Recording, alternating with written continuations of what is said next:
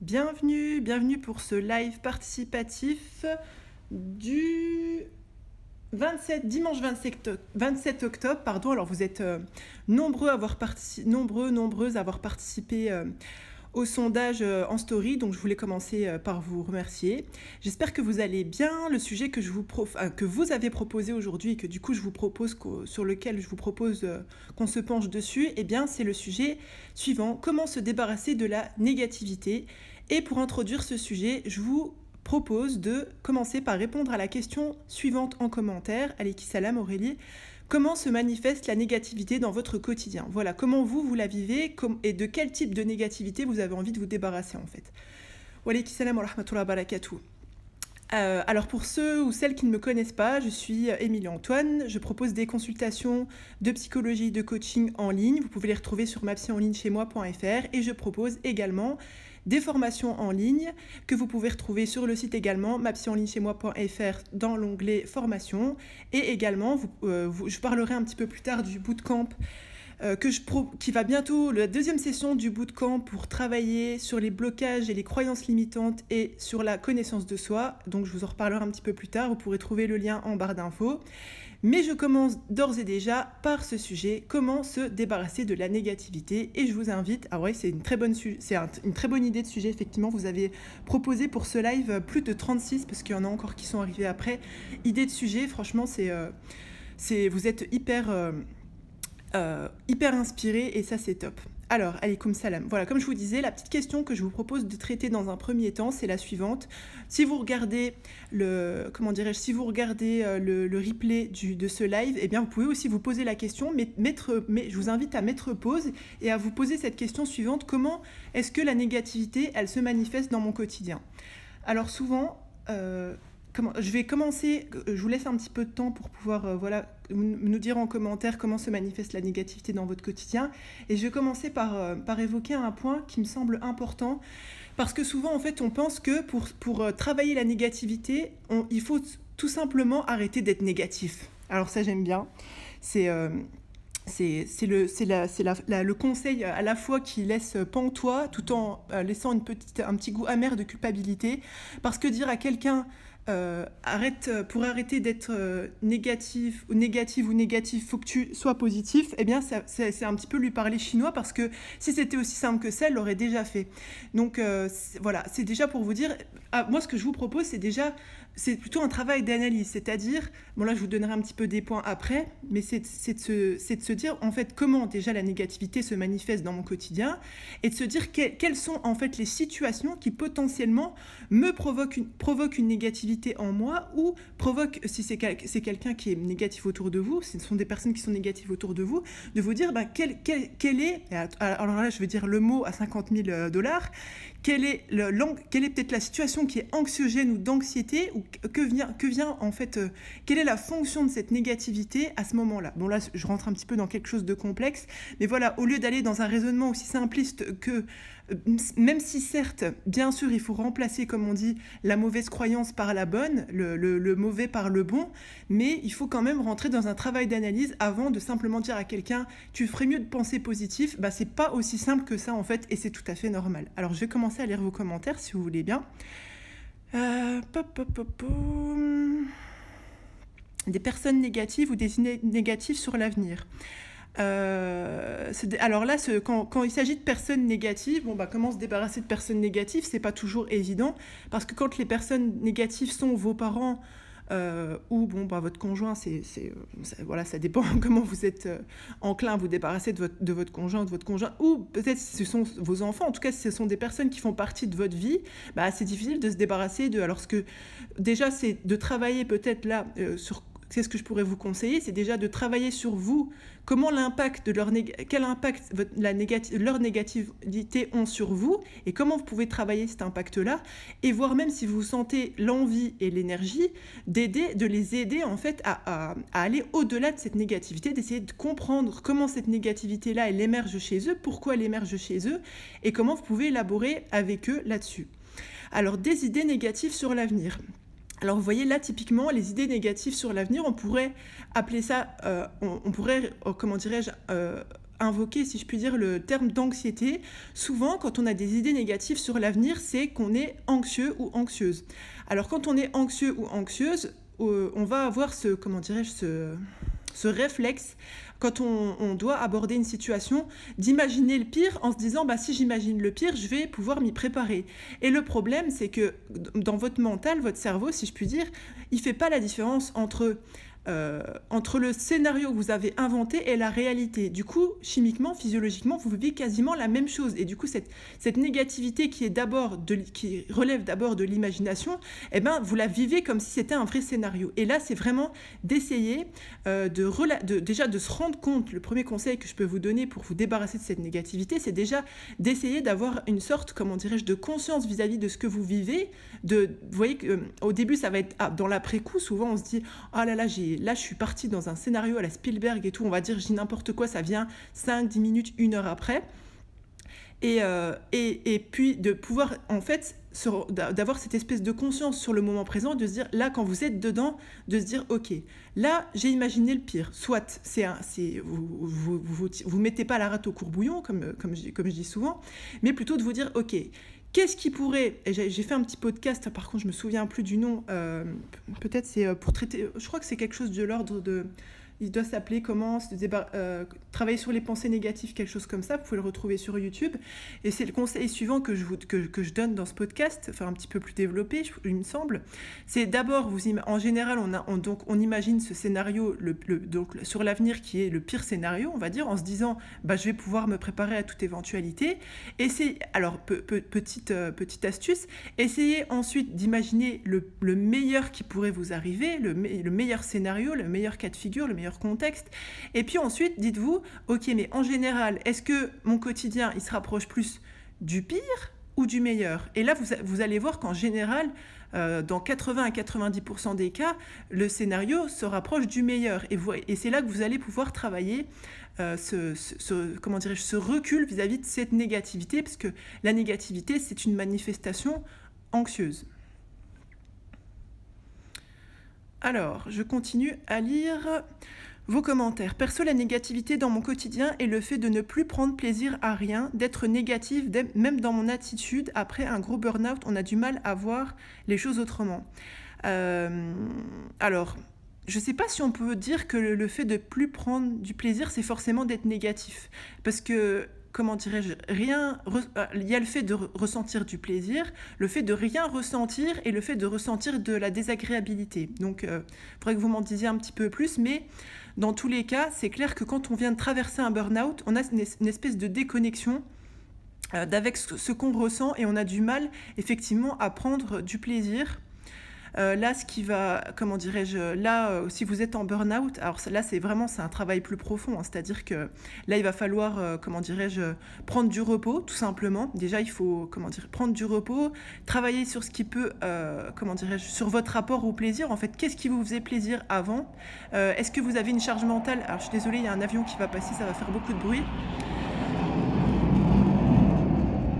Voilà, c'était sympathique. Comme je vous disais, voilà, faut travailler sur...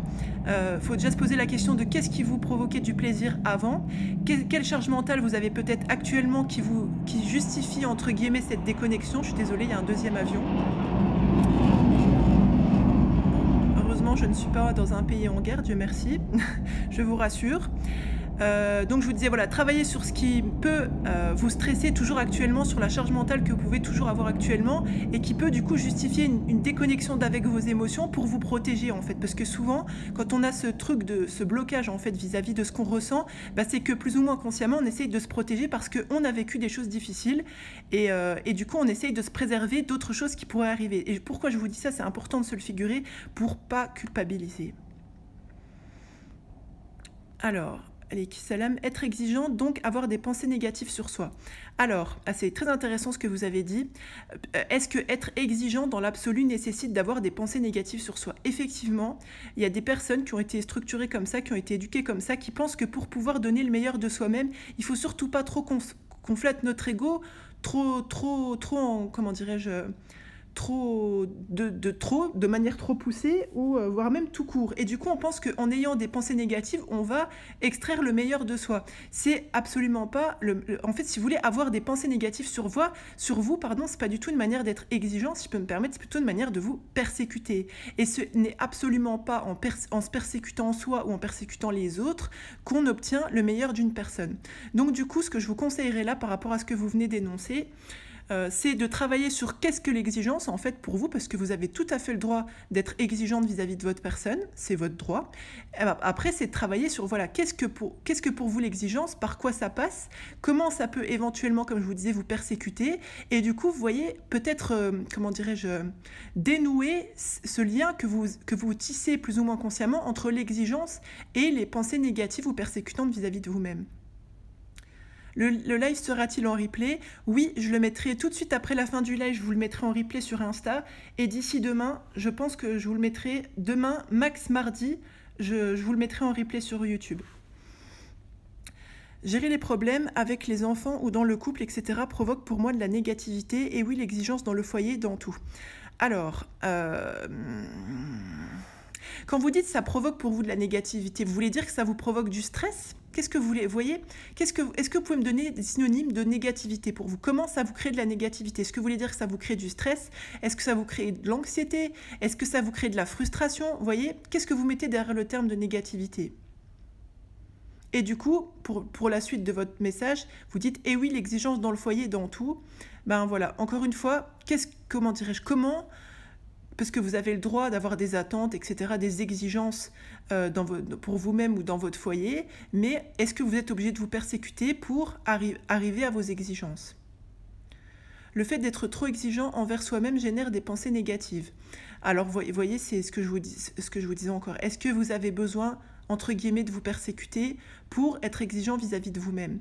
Vous voyez, là, c'est tout un rapport à soi, et comment on extrait le meilleur de soi-même qui est à travailler. Et d'ailleurs, c'est exactement ce qu'on fait dans le bootcamp pour travailler sur les croyances limitantes, les blocages psychologiques et la connaissance de soi.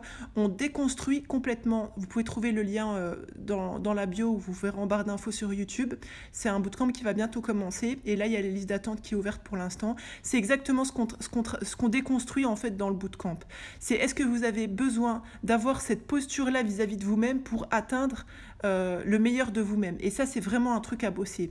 Être perfectionniste génère de la culpabilité.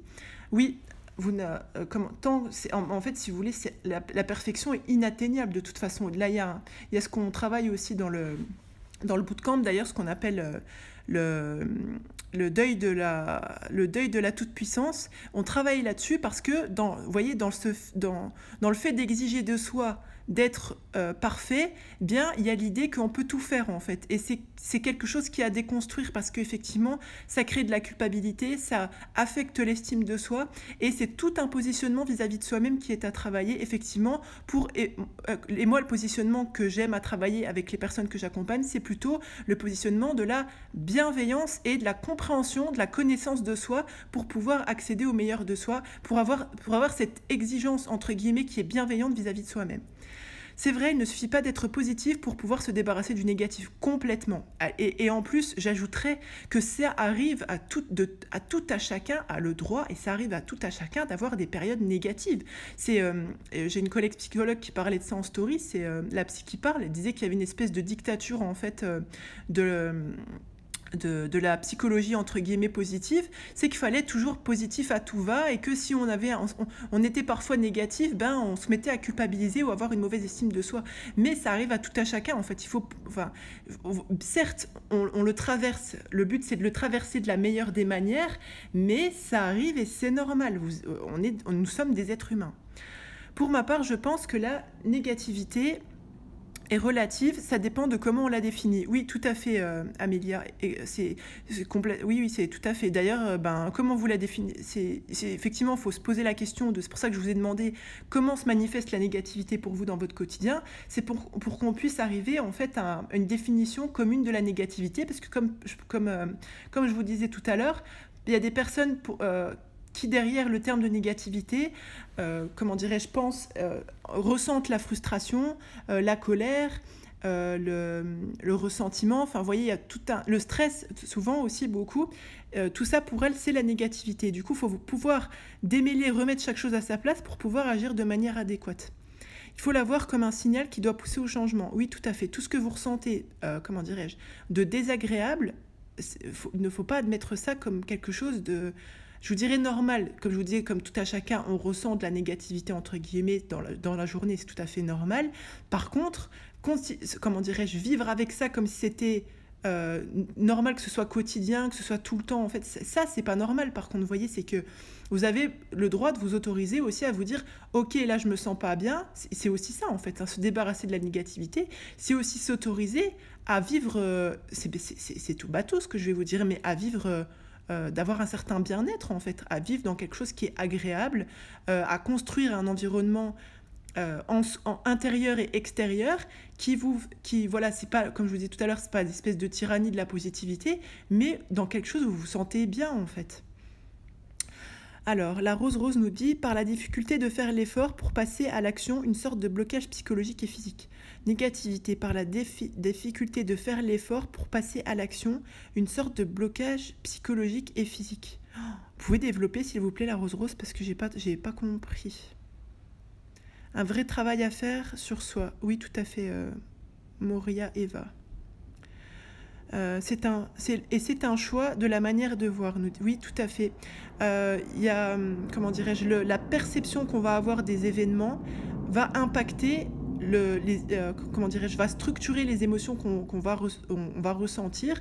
Donc, comme je vous disais tout à l'heure, ce qu'on peut mettre derrière le prisme de la négativité, frustration, colère, tristesse, tout ça, c'est aussi conditionné par le prisme avec lequel on décide de regarder ce qu'on vit. Alors, Dr Barour nous dit on ne peut pas stopper nos pensées négatives car elles font partie de nos pensées, plutôt les travailler de manière à ce qu'elles ne nous nuisent pas. Exactement. Le but, c'est de développer, comme je vous disais, une distance, en fait. Enfin, alors, c'est bizarre ce que je vous dis, une distance, parce que tout à l'heure, je vous dis, il faut analyser, etc. Il faut développer une distance vis-à-vis de vos effectivement de cette négativité. Et comment vous allez développer une distance vis-à-vis de cette négativité? En l'interrogeant. Parce que souvent, quand on est négatif, comme on dit, on est bloqué au niveau émotionnel. Et d'ailleurs, c'est une patiente qui me posait la question là hier, parce que c'est ce que je lui expliquais. Je lui disais, voilà, quand vous êtes dans une émotion, demandez-vous quelle émotion vous êtes en train de ressentir. 1, 2, qu'est-ce qui provoque cela en vous? 3, à quoi ça peut vous renvoyer de plus profond que vous avez vécu, etc., et qui peut faire que vous êtes coincé dans cette négativité. Elle me dit, mais Émilie, je comprends ce que tu me dis, mais je ne comprends pas comment ça va m'aider à travailler là-dessus. Je lui disais, quand on est bloqué dans la négativité, on est bloqué dans les... Alors, on ne parlait pas de négativité, on parlait de la gestion des émotions, mais ça en fait partie. Je dis, quand on prend cette distance en questionnant les choses, en renversant la vapeur, c'est-à-dire ne plus être en mode émotionnel, mais en reprenant, un dessus rationnel, en questionnant les choses, eh bien, on rétablit un équilibre et il y a tout à parier que vous sortiez de ces émotions ou de cette négativité parce que vous prenez de la distance, vous la regardez de dessus, si je puis dire. Donc, effectivement, c'est exactement ce que disait le docteur Barour. Ça fait partie de nous, c'est normal, c'est ce que je vous disais tout à l'heure aussi, mais en prenant de la distance, on travaille la manière de vivre cette négativité et on en sort de plus en plus vite, si je puis dire, parce que c'est normal en tant qu'être humain d'avoir des moments où on se sent en insécurité, où on peut avoir des périodes de notre vie où on n'est pas stable, par exemple une séparation, un déménagement, une maladie, etc. Tout ça, ce sont des situations qui sont anxiogènes et qui ont un potentiel anxiogène, et qui peuvent amener de la négativité, cette négativité qui est l'expression justement de cette anxiété, de cette peur, etc. Et c'est le but, c'est pas tant de se débarrasser, vous voyez, de mettre sous le tapis, mais plutôt d'élaborer. C'est un mot que j'emploie énormément avec les personnes que j'accompagne, et c'est le but du travail, c'est d'élaborer ce que vous ressentez pour pouvoir avoir une maîtrise des choses. Alors, personne toxique qui est toujours dans le reproche, pensée négative. Ah ouais, alors ça, vous voyez, si vous voulez, il y a deux... Comment je pourrais vous dire? Si je grossis le trait, mais je vais vraiment énormément le grossir le trait, je dirais qu'il y a deux types de personnes, entre guillemets, toxiques. Il y a des gens qui ne peuvent pas s'en empêcher, mais qui n'ont pas envie d'être toxiques. Par exemple, il se peut par exemple, quand on traverse une période de dépression, qu'on devienne toxique pour ses proches, mais en fait, on est déjà toxique pour soi-même, en fait. Et du coup, on n'arrive pas, comment dirais-je, on ne peut pas avoir une positivité vis-à-vis de l'autre quand on est coincé dans son esprit, si je puis dire. Mais ce sont des personnes qui ont la volonté de faire autrement, mais qui n'ont pas les outils, ou qui n'ont pas l'énergie pour le faire. Il y a ce type de personnes-là, et il y a le type de personnes pour qui c'est un parti pris, en fait. Vous avez beau leur dire, elles sont complètement imperméables au fait que ça puisse vous faire du mal, en fait, tout simplement. Et effectivement, quand on reçoit beaucoup de... pour ces personnes pour qui c'est un parti pris, en fait, d'être dans le reproche, qui pensent qu'elles vont vous amener au meilleur de vous-même en faisant constamment des reproches, des critiques, etc. Ou qui se sentent la légitimité de le faire, comme certains parents le font vis-à-vis de leur enfant. Et c'est un positionnement que je blâme, hein, parce que moi-même, je suis parent et je ne me permettrai pas de briser mon enfant de la sorte. Parce que oui, ça brise. Voilà, c'est parce qu'on est parent qu'on a tous les droits, entre guillemets. Les enfants aussi ont des droits, ils ont le droit d'être respectés en tant que personne. Mais effectivement, ça crée des pensées négatives parce que quand on entend constamment, en tout cas très souvent, des reproches vis-à-vis de sa propre personne, eh bien, on développe une estime de... En fait, déjà, vous voyez, ces mots MOTS, ces mots MAX qu'on entend constamment, ça reste dans notre esprit. Et en fait, ça reste dans notre esprit et ça revient. Dès qu'on va être dans des situations analogues, quand on va se sentir en insécurité, ça remonte. Et effectivement, ça nous met dans un bain, dans une ambiance de pensée négative. Mais ça se travaille. J'étais moins négative quand j'entendais moins de reproches. Ah oui, bien, de toute façon, c'est d'autant plus... Alors, pour tout le monde, hein, c'est le cas. Hein. Mais parce que vous êtes dans ce bain négatif, et du coup, là, ça va être effectivement soit... déjà en premier lieu de travailler, vous savez, parce qu'on dit souvent, oui, j'entends ça, oui, comment dirais-je, avec une teinte un petit peu revendicatrice, j'ai, entre guillemets, permettez-moi la familiarité, j'ai viré toutes les personnes toxiques de ma vie, ça va beaucoup mieux depuis. Mais vous savez, si vous virez les gens de votre environnement physique, mais si dans votre tête, vous n'avez pas fait le nettoyage, je ne vais pas vous dire que ça ne sert à rien, parce que bon, c'est quand même mieux de ne pas être entouré de personnes comme ça. C'est pas que ça sert à rien, mais leurs paroles vont toujours être dans votre tête. Donc vous voyez, le nettoyage, certes, il faut le faire à l'extérieur, mais il faut le faire à l'intérieur aussi. Se dire qu'on ne retrouvera jamais le partenaire, pas de famille familiale. Oh là, j'ai perdu... C'est ça, ah d'accord, c'est ça qui peut être... Comment se manifeste la négativité dans votre quotidien? C'est en se disant qu'on ne trouvera jamais le partenaire, pas de vie familiale, etc. Donc là, c'est des peurs en fait. C'est de l'angoisse, de l'anxiété liée au futur. Et là, vraiment, en fait, j'aurais envie de vous dire d'où ça sort ça. Pourquoi vous trouveriez jamais votre partenaire? Pourquoi vous n'auriez pas le droit, en fait, d'avoir une vie familiale? Vous voyez, déjà, c'est de travailler sur cette notion de, entre guillemets, de mérite, si je puis dire. Qu'est-ce qui justifierait que vous n'y avez pas droit, dans un premier temps? Et un deuxième temps, ça va être de vous réconcilier, si je peux dire ça comme ça, avec la bonne opinion que vous avez vis-à-vis du futur. Pourquoi le futur serait quelque chose d'anxiogène qui vous prive? Pourquoi votre destin, entre guillemets, serait fâché contre vous? Vous voyez, c'est vraiment de se réconcilier avec votre destin, de se réconcilier avec la notion de futur et d'essayer de travailler sur qu'est-ce qui a généré en vous ce genre de pensée. Et souvent, spoiler alerte, c'est l'entourage, la société et la pression qui va avec. Alaykoum salam. Être pessimiste lorsqu'il s'agit d'événements heureux qui pourraient nous arriver, toujours douter de l'issue favorable lorsqu'on entreprend quelque chose. Vous voyez, comme je vous disais tout à l'heure, souvent quand on est victime, alors quand on a de l'anxiété, alors ça m'évoque deux choses que vous dites. Et comme je vous disais tout à l'heure, c'est de se dire, bon, je vais imaginer le pire, comme ça, si ça arrive, je suis déjà prêt. Et il y a aussi ce truc de se dire, je vais pas me laisser aller, je vais pas trop apprécier ce qui est en train de l'événement heureux, parce que je pourrais me prendre une claque derrière et ça ferait encore plus mal. Donc vous voyez, on est encore dans quelque chose qui relève de se réconcilier vis-à-vis du futur.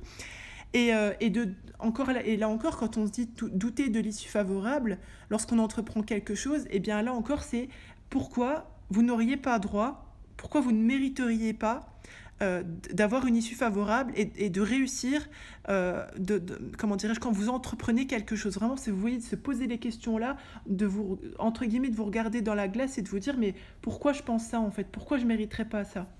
Est-ce que vous avez une piste que je peux vous donner, par exemple, est-ce que vous n'avez pas une culpabilité? Pourquoi, déjà, au niveau de l'estime de vous, vous en êtes où? Pourquoi vous avez, comment dirais-je, pourquoi vous ne pensez pas mériter des bonnes choses dans votre futur? Ou alors, est-ce que vous ne regrettez pas quelque chose? Est-ce que vous n'avez pas une culpabilité qui vous renvoie l'idée que vous ne méritez pas des choses positives? Vous voyez, bon, c'est des petites pistes comme ça que je vous donne de manière générale, hein. Pour ma part, j'ai l'impression de tout voir en noir. Comment faire la part des choses? Souvent, quand on voit tout en noir, je vais vous dire ça de manière très simple, c'est comme si on a perdu l'espoir, en fait. Et du coup, alors quand vous dites comment faire la part des choses, c'est-à-dire j'imagine ne plus voir les choses en noir, déjà demandez-vous qu'est-ce qui vous est arrivé, entre guillemets, dans votre vie, ou qu'est-ce que vous êtes en train de vivre, de sorte à ce que comme ça, vous en soyez arrivé à perdre complètement espoir. Vous voyez, c'est vraiment de travailler sur cette notion d'espoir, de patience et de réconciliation, encore une fois, avec le futur. Et voilà, qu'est-ce qui vous fait tellement peur? Qu'est-ce qui vous bloque dans votre présent, de sorte à ce que vous voyez comme ça tout en noir? Il y a Oumzina qui nous dit: j'ai été éduquée dans la négativité. Et c'est vrai que vous voyez, et du coup là, quand on a été structuré dans la négativité, le challenge, c'est pas qu'on est négatif, c'est qu'on est structuré, comme je vous disais, comme ça. Et là, le challenge, ça va être d'essayer de prendre du recul, déjà de conscientiser quand est-ce qu'elle se manifeste, cette négativité, comme je vous disais, et de prendre du recul par rapport à ça, quand on est dedans, de se dire: ok, qu'est-ce que je suis en train de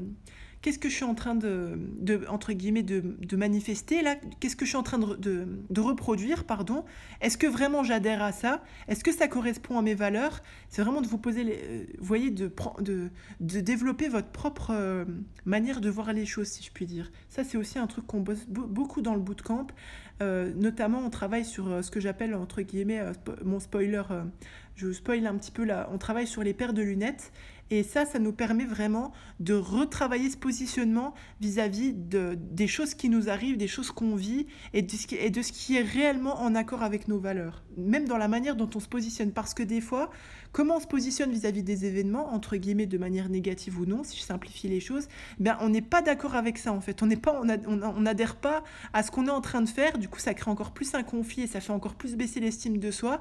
Et du coup, c'est vraiment quelque chose qu'on bosse du coup dans le bootcamp. Comment s'assurer de ne pas être une personne négative auprès de son entourage lorsque l'on a besoin de confier ses problèmes? Comment dirais-je? Alors, vous voyez, c'est intéressant dans deux dimensions ce que vous dites. Déjà, c'est à qui, comment dirais-je, à qui on décide de se confier. Qui est capable d'entendre, qui est capable de nous conseiller? Et en plus, bon, je ne fais pas exprès, hein, mais c'est un truc qu'on bosse aussi dans le bootcamp. Comment on identifie les personnes qui sont les meilleures, entre guillemets, conseillères, vous voyez, d'apprendre à prendre du recul vis-à-vis de vers qui on se confie, en fait, et pourquoi? Parce qu'une personne qui peut bien vous conseiller, par exemple, sur votre couple, n'est pas forcément à même de bien vous conseiller par rapport à vos enfants. Il y a aussi des qualités inhérentes aux personnes, des qualités qu'il faut pouvoir repérer chez les gens pour pouvoir leur demander conseil, pour pouvoir se confier. Donc ça, c'est important de le faire. Et aussi, quand vous dites de ne pas être une personne négative quand on a besoin de confier ses problèmes. Mais c'est pas parce que si vous voulez, tout à chacun a des problèmes. C'est pas parce que vous confiez vos problèmes, ça ne veut pas dire que vous êtes quelqu'un de négatif. Vous avez le droit, déjà vous avez le droit de demander conseil, vous avez le droit de vivre des choses difficiles. Ça ne fait pas de vous une personne négative. Vous voyez, vous demandez conseil, vous vous confiez, au même titre que voilà, demander conseil et vous confier, ça fait pas de vous quelqu'un dans la plainte. Au contraire, quand vous demandez conseil, quand vous avez besoin de vous confier, etc., de vider votre cœur, c'est bien pour repartir sur de bonnes bases, soit d'avoir un conseil productif, soit, comme on dit, de vider un petit peu son cœur pour pouvoir mettre de la distance avec ce que vous êtes en train de vivre, parce que c'est bien ce à quoi ça sert, et de pouvoir repartir de bon pied. Donc ça fait absolument pas de vous quelqu'un de négatif. Est-ce qu'on peut avoir du bonheur et donc... Attendez, est-ce que avoir peur du bonheur... Désolée, la journée avance. Est-ce que avoir peur du bonheur et donc provoquer des fois des conflits ou suspecter son entourage de cacher des choses, c'est de la négativité? C'est un type de négativité, effectivement. On peut appeler ça de la négativité. Suspecter de son entourage de cacher des choses, faut voir si c'est... c'est un trait, on pourrait dire, bon, je mets des grosses pincettes, on pourrait dire que c'est un petit peu un trait paranoïaque, on va dire. Je ne dis pas que vous êtes paranoïaque, je dis que, mais derrière la paranoïa, effectivement, il faut voir ce qu'il y a. Vous voyez, tout à l'heure, je vous disais, il faut analyser les choses, donc il faut voir ce qu'il y a. Et ben, déjà, il faut de vous dire pourquoi vous avez peur du bonheur. Déjà, ça semble complètement contre-intuitif, si je peux me permettre, si je puis dire. Pourquoi vous avez peur du bonheur? Alors souvent, on a peur du bonheur, entre guillemets, parce qu'on pense ne pas le mériter, ou alors parce qu'on a peur de la descente, si je puis dire. Et du coup, provoquer des conflits, suspecter son entourage, ben, c'est une manière de maîtriser un petit peu, de contrôler les choses, c'est-à-dire qu'on se dit, bon, ben, si c'est moi qui provoque, je me ferai pas, c'est moi qui provoque la négativité, le conflit, ça va pas me tomber dessus sans que je m'y attende. Vous voyez, c'est un petit peu un mécanisme, entre guillemets, anxieux. Alors, hop, je descends dans vos commentaires. Aleki Salam, Jehen. Le travail sur la toute-puissance qu'El Nirma, se rappeler de son humanité chaque seconde, ça change une vie. Tout à fait. Et vous voyez, bon, parce que Jehen, elle a fait la première session du bootcamp, et effectivement, ce travail en fait sur donc la toute-puissance, je vous en parlais tout à l'heure, concernant la notion de perfection, et de travailler ça en fait, de se remettre à sa place d'être humain, parce qu'à ce moment-là, comment dirais-je, il y a un petit bug, si je puis dire, dans la maturité en tant qu'être humain, ce qui nous pousse à vouloir être dans cette toute-puissance, tout faire, tout accomplir. Je vous donne un exemple, comment dirais-je, j'avais une femme qui m'avait sollicité en accompagnement pour travailler sur son organisation. Elle me dit, j'arrive pas à finir les choses, j'arrive pas à aller au bout des choses, je suis mal organisée, j'arrive pas à planifier. Je lui dis, ok, bon, en gros, c'est quoi votre vie en fait? C'est quoi vos responsabilités et tout? De mémoire, je vous dirais, je crois qu'elle avait 2 ou 4 enfants. Elle avait une famille, comme on dit en France, une famille nombreuse, donc elle devait être à partir de 3.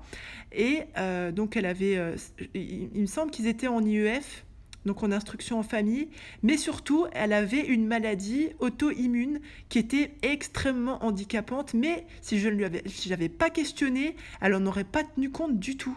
Elle était en mode, il fallait qu'elle fasse son ménage, qu'elle s'occupe de ses enfants, que la maison soit nickel, que les repas soient dignes d'un chef, mais elle mettait complètement de côté le fait que elle avait une maladie auto-immune qui était assez grave, qui avait des conséquences assez terribles sur son énergie, sur sa santé, sur les symptômes qu'elle avait.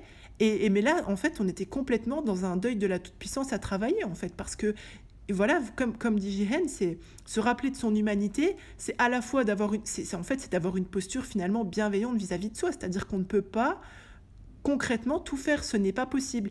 Et il faut l'accepter pour pouvoir développer une posture différente vis-à-vis de soi et du coup vis-à-vis de son entourage. Alors Maya59, y aura-t-il un replay s'il vous plaît? Oui, quand je me plante pas au niveau technique, il y a toujours les replays sur Insta pendant 24 heures. Et ensuite, donc en général les lives on les fait les dimanches en ce moment. Et d'ici le mardi au plus tard, je les mets sur YouTube. D'ailleurs, je vous invite à vous abonner à la chaîne Ma Psy en ligne chez moi et d'activer la petite cloche de notification, comme ça vous ne louperez pas les nouvelles vidéos. S'autoriser à vivre bien. Ouais, voilà, complètement. Ce que je vous disais tout à l'heure, c'est de refuser, comme on se disait, vivre de la négativité en tant qu'être humain, c'est normal. Après, c'est comment on va se positionner vis-à-vis de cette négativité qui est tout l'enjeu, tout le challenge. Et du coup, de partie prenant, de se dire, ok, je ne reste pas dans cette négativité. J'ai un proche, par exemple, quand je l'observe, qui dit j'ai froid, par exemple, j'ai froid, qui va faire que de dire que j'ai froid, mais pourquoi tu mets pas un pull en fait? Pourquoi tu restes dans ce froid? Vous voyez, mais quelque part c'est une manière de ne pas s'autoriser, c'est tout simple ce que je vous dis, mais tout bêtement de pas mettre un pull, de pas répondre à ses besoins, vous voyez, c'est une manière de rester dans la négativité et de pas s'autoriser à vivre bien en fait. Élaborer cette négativité, souvent aussi on est dans une problématique de répondre à ses besoins en tant qu'être humain. Est-il possible de changer lorsqu'on est négatif depuis sa naissance? Je pense que ma mère m'a transmis cela. Bien sûr, oui. Bien sûr c'est possible de changer, tout est possible dès lors qu'on s'en donne les moyens. Oui, que vous ayez 1, 2, 3, que vous ayez été structuré dans la négativité, je comprends tout à fait, je vois de manière logique je pense voir les conséquences que ça peut avoir dans votre quotidien, mais évidemment, bien sûr, c'est possible de développer un autre positionnement vis-à-vis de soi-même.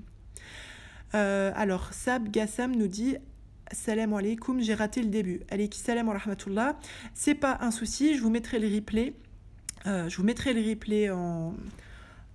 Sur Instagram et sur YouTube par la suite.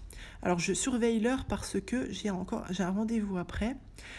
Alors il y a Amélia qui nous dit: le Coran est un outil puissant pour se transformer en une personne positive et optimiste.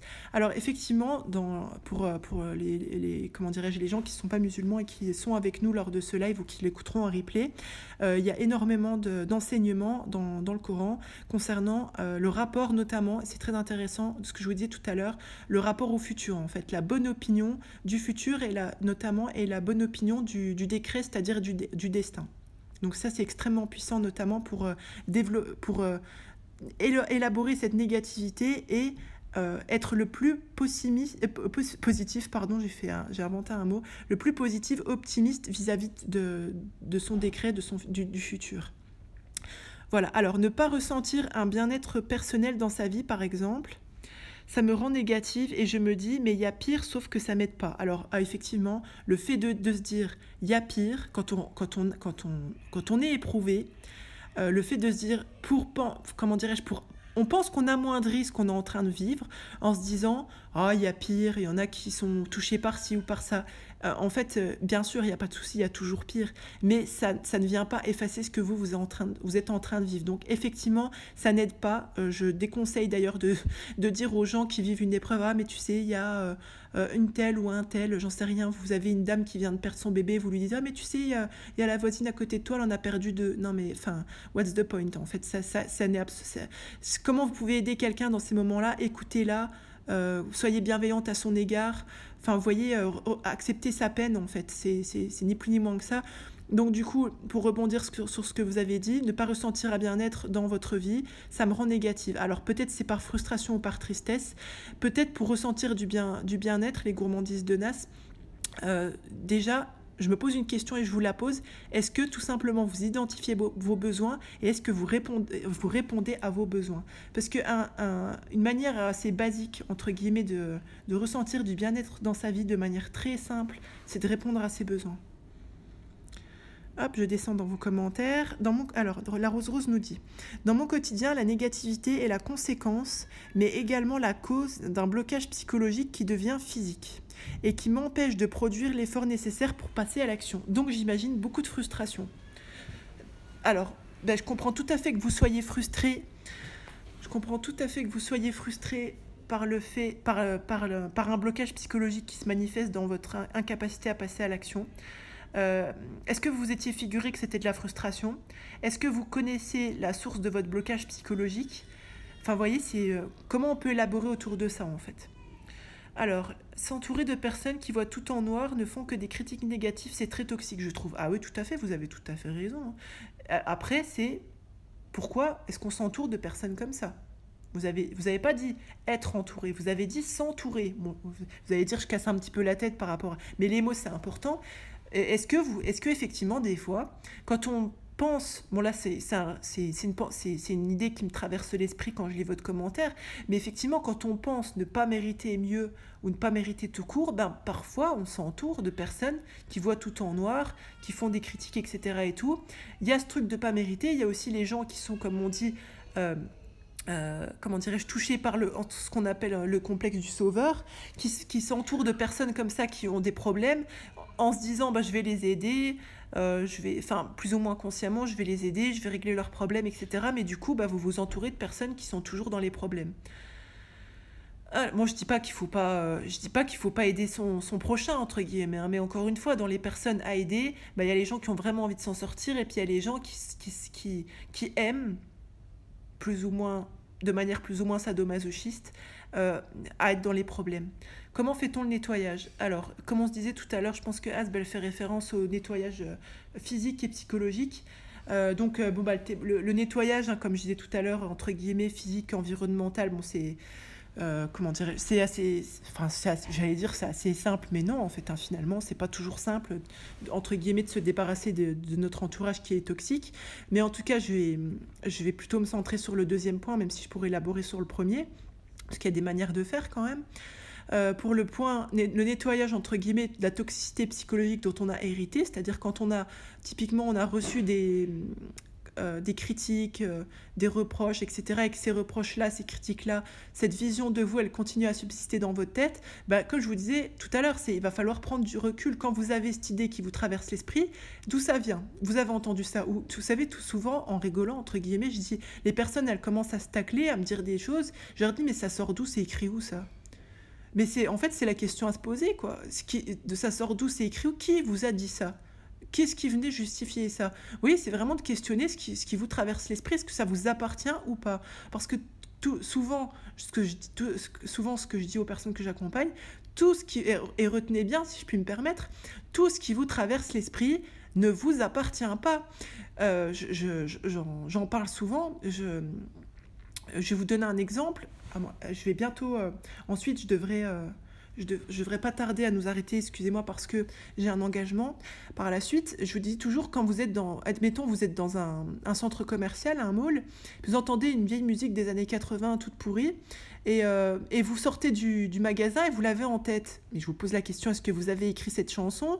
Est-ce que vous avez élaboré la mélodie? Pas du tout, ça vous appartient pas, mais c'est dans votre tête. Et c'est pareil. Tout ce qui vous traverse l'esprit, en termes d'idées, etc., de croyances, ne vous appartient pas. Tant que vous n'adhérez pas à quelque chose, ça ne vous appartient pas, si je grossis le trait. Alaykoum salam. En changeant son dialogue interne, on peut éradiquer la négativité. Oui, tout à fait. On bosse là-dessus aussi dans le bootcamp. Mais bien, oui, tout à fait. C'est une des stratégies pour pouvoir éradiquer. Alors, je vous dirais pas, vous voyez, éradiquer la négativité, c'est très présomptueux. Je vous dirais élaborer la négativité pour en sortir, entre guillemets, le plus vite possible. Parce que comme je vous disais, éradiquer, bon, c'est pas que c'est présomptueux, mais c'est plutôt qu'en tant qu'être humain, c'est normal, comme je vous disais tout à l'heure, d'avoir des situations d'insécurité, d'instabilité, etc., qui vont créer ces pensées anxiogènes, cette négativité, entre guillemets, qui est l'expression de l'anxiété, etc., de choses qui nous mettent mal à l'aise. Et du coup, en changeant son dialogue interne, son rapport aux choses, le rapport à soi, en travaillant sur l'estime de soi, sur les croyances limitantes, les blocages psychologiques, eh bien, on élabore des stratégies pour éradiquer pas éradiquer, pardon, du coup, j'étais en train de relire votre commentaire, pour élaborer, entre guillemets, ces moments de négativité, de sorte à ce que vous puissiez retrouver un état de bien-être le plus vite possible. Alors, Zarinou me demande, alaykoum salam, comment se débarrasser intérieurement de ces mots? M-O-T-S, et je rajouterai M-A-U-X. Comme je vous disais tout à l'heure, c'est de prendre... Franchement, je vais grossir le trait parce que je ne sais pas si vous étiez là depuis le début, mais c'est vraiment de prendre de vous distancier de ce qui vous traverse l'esprit, en fait. Est-ce que vous adhérez ou pas? Est-ce que ça correspond à vos valeurs ou pas? D'où ça sort? C'est écrit où, comme je vous disais tout à l'heure? Vous voyez, c'est vraiment le questionnement, en fait. Éducation... Hop. Éducation négative, pleine de critiques, ainsi que conjoint négatif. Résultat, aïe. Oui, effectivement, ça fait beaucoup. Ça fait beaucoup. Après, voilà. Oui, je comprends tout à fait. Bon, comme je vous disais, l'éducation, comment vous avez été structuré, vous pouvez prendre de la distance. Le conjoint négatif, je dirais que d'abord, il faut pouvoir travailler en vous-même, pour pouvoir, et c'est de toute façon mon parti pris sur tout ce que je propose, pour pouvoir impacter son entourage, en fait. Quand vous avez l'envie et les ressources, et si votre entourage vous suit, parce que parfois, comme je vous disais, il y a des personnes, c'est plus par incapacité de faire autrement qu'elles sont négatives, mais quand elles sont pour changer, que vous avez les ressources et les outils, voilà, le but, c'est vraiment de pouvoir impacter son entourage. Alors, excusez-moi, je vois qu'il y a encore des commentaires et vraiment, je vous prie, je suis vraiment... Est-ce que c'est possible qu'une personne soit attirée par la négativité? Oui, c'est possible. Allez, je fais rapidement. Est-ce que c'est... Sans développer, et je m'en excuse. Est-ce que c'est possible qu'une personne soit attirée par la négativité? Oui, il y a des personnes que ça stimule en fait intellectuellement. Je grossis le trait, hein, mais c'est une hypothèse. Il n'y a pas que l'entourage, mais il y a aussi l'entourage qui y fait. Oui. C'est cuit pour changer, car ces personnes, on ne peut pas les éviter. Non, c'est pas cuit, parce que même si vous ne pouvez pas les éviter physiquement, vous pouvez prendre de la distance psychologiquement. Comment lâcher prise sur un événement passé qui nous bloque, un quotidien qui crée de la négativité? Événement passé qui nous bloque, ça veut dire qu'il faut retravailler votre rapport à cet événement passé, retravailler entre guillemets le scénario. et qui crée de la négativité. Donc là, je suis désolée, hein, je fais rapide pour essayer de traiter ce que vous me dites. Je pense que des fois, il y a un décalage entre nos pensées et la réalité extérieure. Oui, complètement. Demander conseil, mais les autres ne sont pas à notre place, du coup, ça ne sert à rien parfois. Oui, c'est pour ça qu'il faut bien choisir votre conseilleur, pour que notamment il ne projette pas ce qu'il pense ou ce qu'il vit sur vous. On peut être tellement dans ses pensées que celles-ci deviennent une réalité pour nous. Oui, d'où l'intérêt de prendre de la distance vis-à-vis de ce qui vous traverse l'esprit. Oh, il y a trop de commentaires, j'arriverai pas, je suis vraiment désolée. Alors, ce que je vous propose, à la limite de vos commentaires, comment on pourrait faire peut-être quand je mettrai la vidéo sur YouTube, remettez-moi les commentaires dans les commentaires YouTube, parce que là, je ne pourrais pas y accéder pratiquement sur le live YouTube. Si vous avez des questions, ce que je vous propose, si vous avez des questions que je n'ai pas pu traiter, mettez-les moi en commentaire de la vidéo YouTube quand je mettrai le replay. Comme ça, je pourrai vous répondre. Ce sera plus pratique pour moi d'y répondre. Voilà, donc je vais nous arrêter pour aujourd'hui. Alors, pour commencer un travail sur vous, sachez que j'ai 2 programmes qui sont offerts, que vous pouvez trouver en lien, le lien qui est en bio de Instagram ou dans la barre d'infos sur YouTube. Donc il y a 2 programmes gratuits. Le premier s'appelle Les 3 secrets du travail sur soi réussi, c'est un programme audio. Et le deuxième s'appelle... C'est un programme par mail qui s'appelle Comprendre la psychologie, les émotions, la pensée et le comportement humain. Donc ce sont 2 programmes qui sont offerts. Et si vous avez envie de bosser alors vraiment sérieusement et de manière active pendant 6 semaines sur vos croyances limitantes, vos blocages psychologiques, sur la connaissance et la maîtrise de vous, eh bien je vous invite à faire un tour, pareil dans le lien en bio ou dans la barre d'infos, pour vous renseigner sur le bootcamp qui va bientôt commencer. Donc la liste d'attente, elle est toujours ouverte. Alors pourquoi il y a une liste d'attente? Parce qu'il y a des privilèges pour les personnes qui s'inscrivent en liste d'attente, notamment tarifaires. Donc du coup, je vous invite à faire un tour sur ces liens-là. En tout cas, gardez à l'esprit que vous êtes la première personne à bénéficier du crédit que vous accordez à votre existence. Je vous remercie encore, vous avez été hyper nombreux à passer et c'est toujours un plaisir de passer ce moment-là avec vous qui est hyper riche parce que vous jouez le jeu, vous interagissez en commentaire et moi c'est ce que j'aime, c'est les lives, c'est pas de parler toute seule, alors même si par défaut c'est moi qui parle, mais voilà, on interagit, on partage et c'est ça que je trouve vraiment génial. Prenez soin de vous et je vous dis à bientôt. Bye bye.